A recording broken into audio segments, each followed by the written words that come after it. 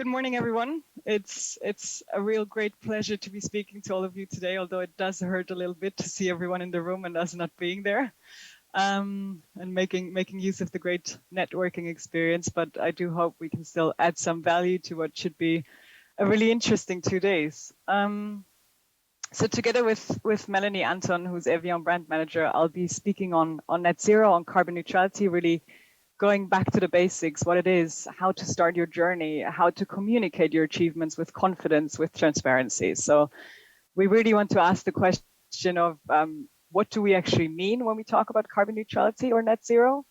How can you ensure that your claims, your achievements are robust? And how do you avoid the risk of greenwashing? How do you communicate with confidence? Since we're not on site, we'll try to leave some times, a few minutes for questions at the end, since we cannot be around for a roundtable. Also, so you know, so before we start, I'd like to briefly introduce myself, the Carbon Trust, why we have become experts within this field. So my name is Paula Schmidsfelden. I manage our engagement in the German-speaking markets in Europe, and as such, I've been working with many of our clients on their carbon neutral, on their net zero targets and roadmaps. So now the most important thing that you should know about the Carbon Trust is we're a mission-driven organization. So we work as a climate change consultancy to accelerate the move towards a low carbon and sustainable economy. And we work with organizations around the world through our international offices. We have 20 years of experience doing what we do. So simply put, we know what works, we know what doesn't work, and most importantly, why. So today I want to answer the question of what do we really mean, or what should we mean when we're talking about carbon neutrality or net zero, what they stand for, and how you can ensure that your approach is technically correct and in line with international practice.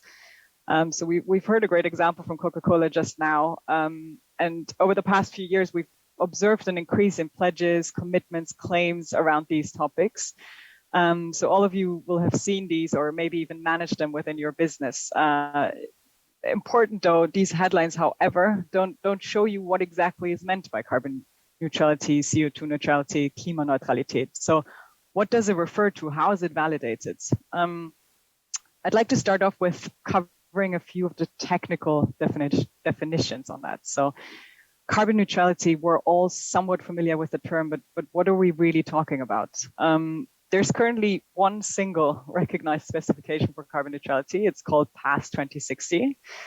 And the technical definition simply states that a subject is carbon neutral if during a specified period, and now normally that is 12 months, there's not been a net increase in global greenhouse gas emissions as a result of those associated with the subject. So far, so good. I'll now take you through what does that mean? How do you turn it into action? What are the key steps to achieve that status? And that includes the definition, obviously, of that subject, a carbon management plan, and a compensation plan.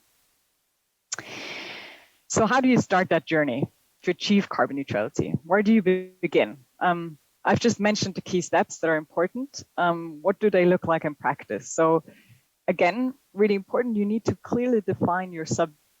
Really, any subject of which we can assess life cycle emissions can be carbon neutral. So as such, an entire organization, a product, or an event could be certified. Now, let's say we're talking about a product. The very first step is the assessment of your product footprint. You need to measure in order to manage. Secondly, the PAS 2060 specification, and again, that is important for a transparent and a robust claim, requires the creation of a so-called QES, a qualifying explanatory statement.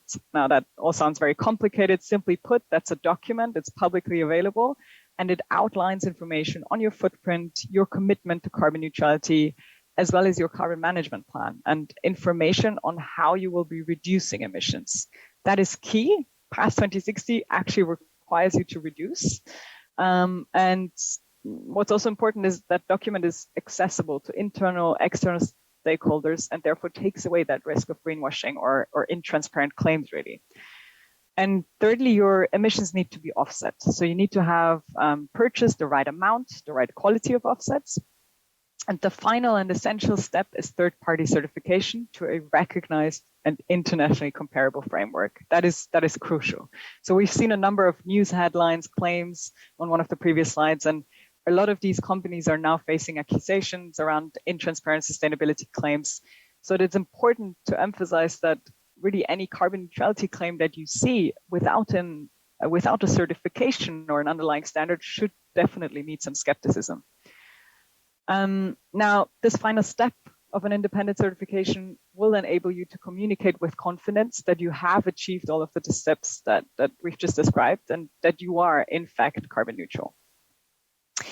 Now, it's important to understand what carbon neutrality is, but also what it is not. So net zero targets, ambitious targets, are becoming increasingly important. You can think of net zero as the long-term continuous journey that is key in order for us to limit global warming to 1.5 degrees, whereas carbon neutrality is something that you can work on and achieve today and potentially also on your way to net zero. The SBTI, or the Science Based Target Initiative, is currently in the process of releasing its sort of final framework and criteria around net zero. We'll know the details of this in about a month, but for now, let's look at the technical definition that they provide for net zero. So today, net zero means that A, you're achieving a reduction of your value chain emissions. So this must include your scope 3 in line with a 1.5 degrees pathway. And B, you're balancing your residual emissions with so-called carbon removals. Now, how do you turn that into action? There are 5 key steps to start your journey towards net zero. Firstly, you need to measure emissions across all scopes, across the entire value chain. You then need to set an ambitious target to reduce your emissions across all these scopes in line with a 1.5 degrees pathway. So setting a target is one thing, as we all know. The key challenge is developing and implementing a decarbonization strategy. That is where it gets really interesting, where it gets complex, where we also spend most of our time on. Another thing is to think about the other options on your way. So how the topic of net zero will develop, and like I mentioned, the SBTI is working on their definitions with that, and carbon neutrality again is an option that you can achieve today on your way to net zero. And finally, communication. It's key to speak about the targets you've set, the progress you've achieved with confidence, with transparency. All right, so much for our definitions. I've talked about carbon neutrality, I've talked about net zero. Today, we're very much focusing on carbon neutrality and particularly on communicating it with confidence. So before Evian will talk about their journey, I'd like to speak a little bit about the importance of carbon footprint labeling for products in particular. That's simply because we're experiencing a significant growth in the demand for our carbon neutral label, particularly for products. So what are we talking about here? We have developed the world's first carbon footprint label in 2007. Have been doing this since then, and the label really helps you to demonstrate to your customers, partners, stakeholders that you have taken all the steps that we have just talked about. So you have measured, you have reduced, you are offsetting your footprint, and thereby it just clearly shows your commitment to environmental sustainability. So what we're doing with the label is supporting clients along all of the steps of their carbon neutral journey. So as we've said, this includes the measurement of the footprint, the management of the emissions, offsetting, and most importantly, reducing them. And finally, certifying all of these steps in line with the international standards. We've briefly laid out the journey to product labeling in a little more detail. What do you need to do in practice? What does it mean if you have a product that you want to achieve a carbon neutrality status with? So firstly, as we said, measure. You need to conduct a footprint analysis of the underlying product and therefore account for all of the emissions arising within the product lifecycle. So that includes raw materials up to the disposal of the product itself. And once the footprint has been measured, you need to ensure that this is comparable and that it is in line with best practice. So just like with really any other accounting methods, there's a number of product carbon footprint standards available. Our experts have been instrumental in developing all of these, sitting in technical advisory boards and co-authoring them. So a footprint certification is key and is a requirement to then carry a label. And once that has been achieved, the product can carry our CO2 or carbon measured label, or if a reduction assessment has been conducted, even our CO2 reducing label. both of these are strong statements. But finally, in order to carry the carbon neutral label, the additional steps that we have also discussed on the previous slides need to be achieved, need to be certified. This again includes your carbon management plan, the QES, the offsetting. Yeah, so much for the process, how to get there. But why is it important? So on a final note, I wanted to emphasize why carbon credentials are increasingly important. We regularly commission consumer research on carbon labeling, and the 2020 research has confirmed what we're observing on a daily basis, speaking to our clients, to our partners. The level of support from consumers is increasing across all of the markets that we looked at. So with over 2/3 stating that they think carbon labeling is a good idea. And in addition, and that's really interesting, I think, is that the research showed a positive effect on a brand image. If a brand can demonstrate it has lowered the footprint of its product. And across Europe, we're really seeing the highest level of consumer support in France, Italy, Spain, and in Germany. So that is just another confirmation of what all of you being here are acutely aware of. Businesses are increasingly required to not only recognize, but to manage their climate impact, and to do so in a confident, in a robust, and in a transparent manner. So yeah, I'm now going to hand over to Melanie from Evian, one of our clients, to speak about their very exciting journey to carbon neutrality. Let me just stop sharing. So thanks a lot, Paula, and also thanks everyone for being here. And good morning from my side. My name is Melanie Anton, and I'm brand manager for Evian and Volvic at Danone. And as you already heard, I will have the pleasure to give you a few examples of how we use the carbon neutral certification in our communication, how we do that with confidence.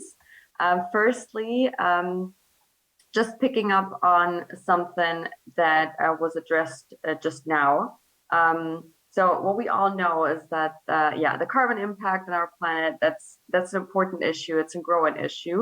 And with our global water brand, so with Evian and with Volvic, we are committed to tackle this issue. And that's not just something that we have been committed for since yesterday, but actually in 1972, Antoine Ribaud already presented a double projet, which is like Danone's mission to focus not only on economic, but also on social goals, basically saying those go hand in hand and those need to go hand in hand.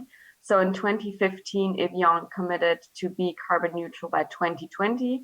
And fast forward to 2020, we did achieve that status. So both Evian and Volvic are carbon neutral. I have been carbon neutral in 2020. And before going into how we communicate that, I quickly want to go over the journey that Paula already just explained right now. So you've just now heard, okay, what does it mean to become carbon neutral? How do you actually achieve that? There is different steps that you need to take. So what did it actually mean for our brands, for Volvic and Evian, for our product life cycle to be certified carbon neutral? First step was to measure our emissions. And in our case, that meant to look at our whole product life cycle, as we heard, from packaging, material, from production, from transport, and from the end of life. And then from that also looking at how can we reduce our emissions year by year by taking different actions in packaging, in transport. And I'll go into that with specific examples in a sec. Lastly, and only after reducing, then we go into offsetting the remaining emissions by investing in different initiatives that protect and or restore the natural ecosystems, and by that, become certified carbon neutral. So one major pillar in reducing our emissions lies in our packaging material. So on both brands, we are continuously increasing the share of recycled PT of rPET, and you just heard a lot of interesting news on that from our previous speaker.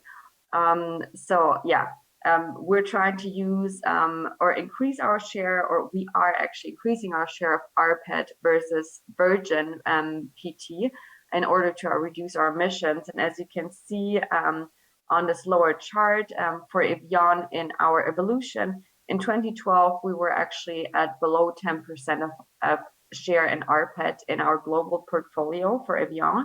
And by 2020, we had already reached 43% of rPET in the global portfolio. And if we talk about Germany specifically, the news get even better. So for Evian Germany, we are in 2021 at an average of 62% of rPET, and for Volvic, even better news. Since September of last year, we're using 100% rPET in our complete Volvic portfolio in Germany. And apart from that, there's also some product innovations, some recent global product innovations that really have sustainability at their core. To mention two that we also show here, one of them is the Evian Nude bottle, which is our label-free bottle, also made out of recycled plastic or recycled PET. And the other one is Evian Renew, which is a water dispenser that delivers Evian natural mineral water in a water bubble of a kind that has 60% less plastic than our regular 1.5 liter bottle. On top of that, we're also optimizing our transport routes. So we're switching from trucks to train wherever possible. And also our bottling sites for both Evian and Volvic are powered by renewable energy. And in 2017, the Evian bottling site was actually also certified carbon neutral. Yeah, and finally, what we can't offset, we reduce by investing in different initiatives that protect or restore the natural ecosystem. And that in turn results in the reduction or the absorption of carbon. So with Evian, since 2008, we partner with livelihood funds. And since that time, we've planted over 130 million trees worldwide, most of them mangrove trees.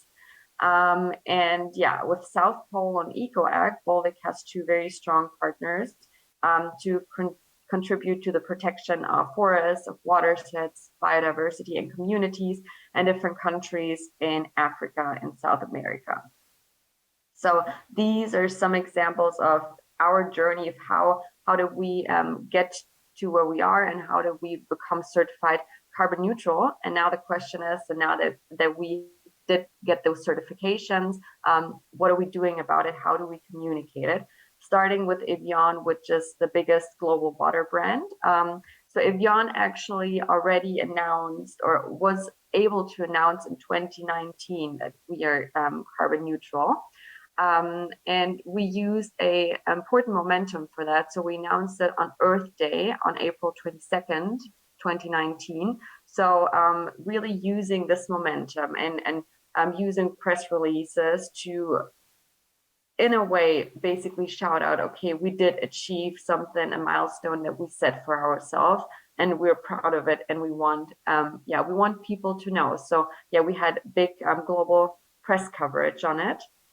And then on the other side, from our local point of view, from the local execution in Germany, we're using our certification to communicate that on pack. So we have our carbon neutral forever promise that we have on our packs. And then also on the back of pack, we of course include the carbon trust label, and also always a link to our website to get more information. And then we also use it towards our trade partners, because also for them, all these topics are becoming more and more important. So yes, we're also always including the label in any communication towards our trade partners.